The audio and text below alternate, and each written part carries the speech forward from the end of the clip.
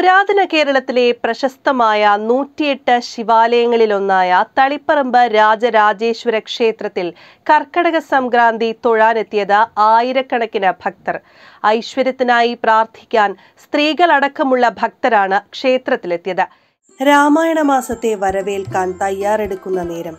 മിഥുനമാസത്തിലെ അവസാന ദിനമാണ് കർക്കടക സംക്രാന്തിയായി ഹൈന്ദവ വിശ്വാസികൾ ആചരിക്കുന്നത്. കർക്കടകത്തിലേക്ക് കടക്കുന്നതിന്റെ ഓർമ്മപ്പെടുത്തൽ കൂടിയാണ് കർക്കടക സംക്രാന്തി. എന്നാൽ തെക്കൻ കേരളത്തിൽ തിങ്കളാഴ്ചയാണ് കർക്കടകം 1. വടക്കേ മലബാറിൽ തിങ്കളാഴ്ച കർക്കടക സംക്രാന്തിയായാണ് ആഘോഷിക്കുന്നത്. തിന്മയുടെ പ്രതീകമായ മൂദേവിയെ വീട്ടിൽ നിന്നും മനസ്സിൽ നിന്നും പടിയിറക്കി നന്മയുടെയും ഐശ്വര്യത്തിന്റെയും പ്രതീകമായ ശ്രീദേവിയെ സ്വീകരിക്കുന്നതാണ് കർക്കടക സംക്രാന്തിയുടെ ഐതിഹ്യം. വീടുകളിലെ മാറാലയും പൊടിയും എല്ലാം അടിച്ചുവാരി വൃത്തിയാക്കി ചേട്ടയെ പുറത്താക്കും. തുടർന്ന് ശ്രീ ഭഗവതിയെ അകത്ത് പ്രതിഷ്ഠിക്കും. ഈ ദിനത്തിലെ ക്ഷേത്ര ദർശനം ഏറെ പുണ്യമുള്ളതാണെന്നാണ് വിശ്വാസം.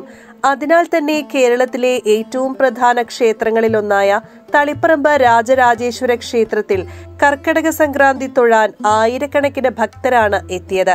ശക്തമായ മഴയിൽ പോലും ക്ഷേത്രത്തിൽ നെയ്യമൃത് വെച്ച് തൊഴാൻ രാവിലെ തന്നെ സ്ത്രീകൾ ഉൾപ്പെടെ നീണ്ട നിര തന്നെ ഉണ്ടായിരുന്നു. കൂടുതലും സ്ത്രീകളാണ് ക്ഷേത്ര ദർശനത്തിനായി എത്തിയത്. കർക്കടകത്തിൽ ഭവനങ്ങളിൽ ഗണപതി ഹോമവും ഭഗവതി സേവയും നടത്തുന്നു. എല്ലാ ക്ഷേത്രങ്ങളിലും ഇത് നിത്യവും നടത്തുന്നു.